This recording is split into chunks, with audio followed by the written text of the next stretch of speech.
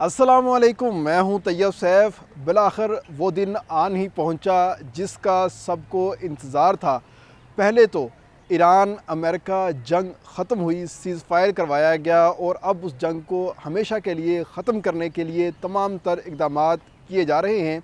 American वफ़द Pakistan पहुंच चुका, ईरानी वफ़द पाकिस्तान पहुंच चुका। आखिर ये दोनों वफ़द आपस में एक दूसरे का सामना करने से पहले क्या करेंगे और पाकिस्तान उसमें क्या किरदार अदा करेगा, इसके हवाले से बात करेंगे। और साथ ही बात करेंगे कि ईरान ने मुज़ाकरात शुरू होने से पहले कैसे अमेरिका को ज़ेर कर लिया और अपनी तमाम तर शराइत मनवा ली हैं, इसके हवाले से बात करेंगे। और साथ ही बात करेंगे कि आखिर ये मुज़ाकरात कामयाब करवाने से पाकिस्तान को कितना फ़ायदा होने जा रहा है, पाकिस्तान की मईशत किस हिसाब से फ्लॉरिश करेगी, और साथ ही पाकिस्तान अस्करी, सफारती, सियासी और माशी मैदान में कौन से झंडे गाड़ने जा रहा है। इन तमाम तर चीज़ों के हवाले से बात करेंगे। मगर उससे पहले आप इस चैनल को सब्सक्राइब कीजिएगा, वीडियो को लाइक कीजिएगा, कमेंट कीजिएगा और हमें बताइएगा कि आपको हमारा जो कंटेंट है ये कैसा लगा है। सबसे पहले हम बात करते हैं कि ईरान का वफ़द रात गए पाकिस्तान पहुँचा और उसको वेलकम किया चीफ़ ऑफ आर्मी स्टाफ ने, वज़ीर ख़ारजा इसहाक़ डार ने, वज़ीर दाखिला मोहसिन नकवी ने, और उनके साथ स्पीकर कौमी असम्बली अयाज सादिक मौजूद थे। और इसके साथ ही अगर हम बात करते हैं ईरानी वफ़द की, तो ईरान का वफ़द आलमोस्ट 15 लोगों के ऊपर मुश्तमिल था। और अगर हम उस वफ़द के ऊपर नज़र डालते हैं तो इसमें सियासी, सफारती, न्यूक्लियर टेक्नोलॉजी के लोग और माशी लोग जो हैं तमाम के तमाम इसके अंदर आए थे। तो हम एक हिसाब से कह सकते हैं कि ओवरऑल एक बेहतरीन कॉम्बिनेशन के साथ ईरान पाकिस्तान पहुंचा है ताकि उनको किसी किस्म की मुश्किलात का सामना ना करना पड़े, और एक बाख्तियार किस्म का वफ़द लेकर यहाँ पर पहुँचे हैं। तो जैसे ही वो वफ़द पाकिस्तान पहुँचा और उनका जो मेराज त्यारा है वो जैसे ही पाकिस्तान की सरज़मीन पर लैंड किया, और उन्होंने जहाज़ से बाहर आने से पहले एक ऐसा कदम उठाया जिससे हर आँख अश्कबार हो गई, और उन्होंने ईरानी जो कौम थी और ईरानी जो क़यादत थी उसको सलाम पेश किया और कहा कि ए ईरानियों, अगर आपने अपने शहीदों को नहीं बुलाया इस अहम मौके के ऊपर आके, तो हम भी आपकी मेज़बानी में कोई कसर उठा नहीं रखेंगे। क्योंकि ईरान ने अपने तैयारे के अंदर जो भी उनकी खाली नशिस्तें थी वहाँ पर उन शहीद बच्चों के स्कूल के बैग, उनकी तस्वीर रखी हुई थी जो कि इस जंग के अंदर शहीद हो गए थे, जो कि अमेरिका के इस खौफनाक अटैक के अंदर अपनी जान की बाजी हार गए थे। उन बच्चों का कोई कसूर नहीं था इसके अंदर, वो तो स्कूल जा रहे थे, लेकिन वो बच्चे इसके अंदर शहीद हुए। तो ईरान इस अहम मौके के ऊपर जब जंग बंदी होने जा रही है और पाकिस्तान उसके तमाम तर इंतज़ामात कर रहा है, उन बच्चों को नहीं भूला। हर बच्चे के स्कूल बैग के साथ, उसकी तस्वीर के साथ गुलाब का एक फूल रखा गया था जिसमें सुर्ख भी थे, सफ़ेद भी थे, दूसरे रंग भी थे। सिर्फ ये एक पैगाम था कि कुछ भी हो जाए हम इन शहीदों को भूलने वाले नहीं हैं। हम इन शहीदों को अपने साथ लेकर पाकिस्तान पहुँचे हैं और मुज़ाकरात में भी ये शहीद हमारी एक हिसाब से रहनुमाई करते हुए दिखाई देंगे। तो ये जो तमाम तर वफ़द आया है, इसकी जो पहले पाकिस्तान के अंदर मुलाकात होगी पाकिस्तान के वज़ीर-ए-आज़म के साथ, पाकिस्तानी हुकाम के साथ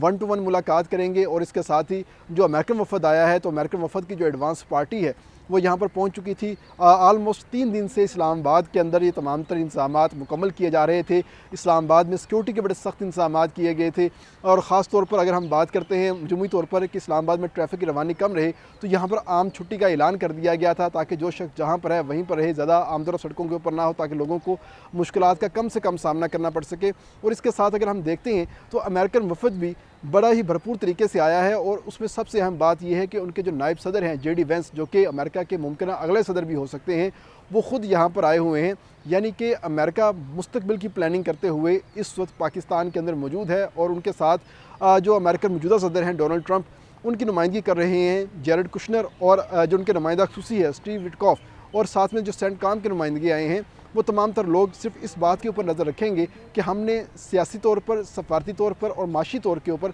हमने किस तरह की बातों को आगे लेकर चलना है। और ख़ास तौर पे ईरान का जो सबसे बड़ा मुतालबा है, जो कि उसने रवाना होने से पहले ही मनवा लिया है, और हम कह सकते हैं कि इस ये जो बैठक के अंदर ईरान को बैठने से पहले ही एक बड़ी अच्छी बर्तरी यहाँ पर मिल गई है। और वो यही है कि उन्होंने कहा कि हम इस शर्त के ऊपर मुज़ाकरात शुरू करेंगे कि अगर हमारे ऊपर से तमाम तर जो पाबंदियाँ हैं वो हटाने का वादा किया जाए, ऐलान किया जाए, और साथ ही जो स्टेट ऑफ हुर्मुज़ है उसके हवाले से जो हमारी शराइत है उसको भी मान लिया जाए। तो ये तमाम तर चीज़ें अमेरिका ने ग्रीन सिग्नल दे दिया है और कहा है ईरान को कि परेशान होने की ज़रूरत नहीं है, हम तमाम तर चीज़ों के ऊपर बात करेंगे, एक दूसरे की बात सुनेंगे, एक दूसरे की बात मानेंगे, और साथ ही साथ पाकिस्तान को इज़्ज़त बख्शेंगे। और पाकिस्तान इस सारी सूरत हाल के अंदर बड़ी ही आइडियल सिचुएशन के अंदर है। ईरान पाकिस्तान के ऊपर एतमाद कर रहा है, अमेरिका जो है वो कहता है कि पाकिस्तान से बेहतर कोई नहीं है। चाइना का भी ग्रीन सिग्नल पाकिस्तान के साथ है, तुर्की है, सऊदीया है, जो भी ममालिक है जिन्होंने इस सारी सूरत हाल के अंदर सीज़ फायर के अंदर अपना किरदार अदा किया, इस आग को ठंडा करने में अपना किरदार अदा किया है,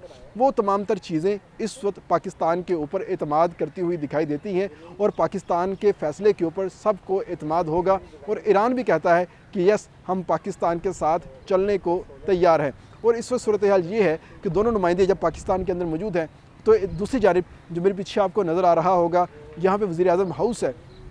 तो वज़ीर-ए-आज़म हाउस के अंदर अमेरिकन वफ़द भी पाकिस्तान के प्राइम मिनिस्टर के साथ, आर्मी चीफ़ के साथ और जो दीगर लोग हैं उनके साथ मुलाकात करता हुआ दिखाई दे रहा है और उसमें वो अपनी जो तमाम तर शराइत हैं वो वहाँ पर पेश कर रहे हैं। तो जो एक फार्मूला सेट हुआ है उस फार्मूले के मुताबिक ये है, ईरान का वफ़द पहले आया, ईरान के वफ़द ने पहले आकर यहाँ पर अपनी जो तमाम तर शराइत हैं, अपने जो नुकात हैं वो पाकिस्तान को बयान किए हैं। इस वक्त अमेरिका के साथ 1 to 1 मुलाकात जो है वो चलती हुई दिखाई दे रही है और उनके तमाम तर चीज़ें देखी हैं, नोट डाउन कर ली है और उसके बाद पाकिस्तान 1 to 1 दूसरे अफ्रीकन के पास जाएगा और उनको एक दूसरे के जो मुतालबात है उसके बारे में बताएगा और उनमें जो जो कहीं पर लूप होल्स होंगे या कहीं पर कोई डेडलॉक होगा उन डेडलॉक को ख़त्म किया जाएगा। जब देखा जाएगा कि तमाम तर चीज़ें बेहतर हो चुकी हैं और मामला क्लियर होते हुए दिखाई दे रहे हैं, उसके बाद वफूद की सतह के ऊपर दोनों ममालिक के जो लोग आए हुए हैं, मुंदबीन आए हुए हैं, उनकी आपस में मुलाकात करवाई जाएगी, वफूद की सतह पर मिला जाएगा। एक तरफ अमेरिका बैठा होगा, एक तरफ ईरान होगा, दरमियान में पाकिस्तान होगा और पाकिस्तान के वफद में उस वक्त वज़ीर ख़ारजा इसहाक़ डार, आर्मी चीफ़ और साथ ही जो वज़ीर-ए-आज़म शहबाज शरीफ हैं वो बैठे होंगे और साथ ही जो दीगर लोग हैं वो बैठे होंगे। तो इसमें वो तमाम तर चीज़ें आपस में इनकी ज़ेर बहस आएंगी, एक दूसरे की बात मानी जाएगी और जहाँ जहाँ पर कोई डेडलॉक होगा तो उसमें पाकिस्तान जो है वो गिरह भी लगा सकता है, उस मामलात को खोल भी सकता है। तो एक हिसाब से फुल टाइम जो फैसिलिटेशन है वो वहाँ पर पाकिस्तान करता हुआ दिखाई देगा और यही तमाम तर चीज़ें पाकिस्तान को इन फ्यूचर बड़ी ही आज़ादी देती हुई दिखाई देती हैं और यही चीज़ पाकिस्तान को माशी सूरत हाल के हिसाब से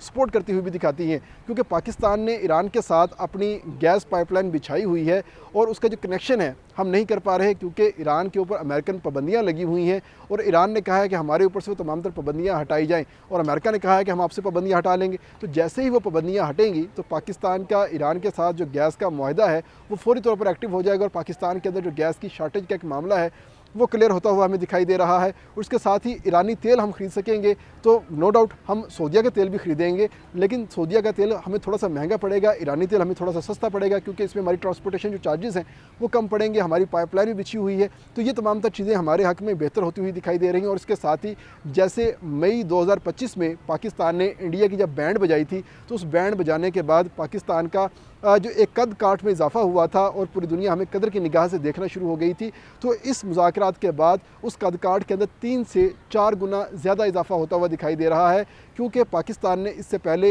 एक जो सफारती लिहाज से बड़ी कामयाबी समेटी थी वो ये थी कि चाइना के और अमेरिका के आपस के जो ताल्लुकात थे वो इस्तवार करवाए थे। तब हेनरी किसिंजर जो है वो पाकिस्तान आए थे और यहाँ पर आके उन्होंने बाकायदा तौर पर चाइना का विज़िट किया था, जिसके बाद चाइना का और अमेरिका का आपस में रब्ता बहाल हो गया था और पाकिस्तान ने उसमें किरदार अदा किया था। तो अब जो है वो ईरान जिसका अपना सफारतखाना ही अमेरिका के अंदर नहीं है, उसके साथ पाकिस्तान ने अमेरिका और ईरान के जो ताल्लुकात हैं उनको बहाल करवा दिया है और आपस में एक दूसरे को बैठा दिया है। तो हम इसको अगर आसान अल्फाज के अंदर समराइज़ करते हुए दिखाई दें तो वो ये बनता है कि पाकिस्तान ने आग और पानी को मिलाया नहीं है, लेकिन आग और पानी को इकट्ठा बैठा दिया है। हम कह सकते हैं आग और ईरान के तेल को इकट्ठा बैठा दिया है और ये चीज़ें इस वक्त पाकिस्तान के हिसाब से बेहतर होती हुई दिखाई दे रही हैं। एक पूरी सिविलाइजेशन को जो कि 5000 साल पुरानी है, ईरान की सिविलाइजेशन, उसको बचाने में पाकिस्तान का किरदार अदा करता नज़र आ रहा है और साथ ही अमेरिका को इस चीज़ का थोड़ा सा इजहार करवाया जा रहा है कि तुम अब सुपर पावर नहीं रहे, अब तुम्हें किसी और की ज़रूरत पड़ गई है, अब तुम दुनिया के अकेले बदमाश नहीं रह गए, अब कोई और भी यहाँ पर पैदा हो रहे हैं और दुनिया जो है अब यूनिपोलर से बाईपोलर और बाईपोलर से मल्टीपोलर की तरफ जाती हुई दिखाई दे रही है। और इस वक्त मल्टीपोलर दुनिया का आगाज़ होने जा रहा है और ये अमेरिका को बताया जा रहा है कि अब सुपर पावर के दिन गिने जा चुके हैं और अब मल्टीपोलर दुनिया बढ़ती हुई दिखाई दे रही है। इसके साथ इजाज़त दीजिएगा, अपने प्यारों का ख्याल रखिएगा। अल्लाह हाफिज़।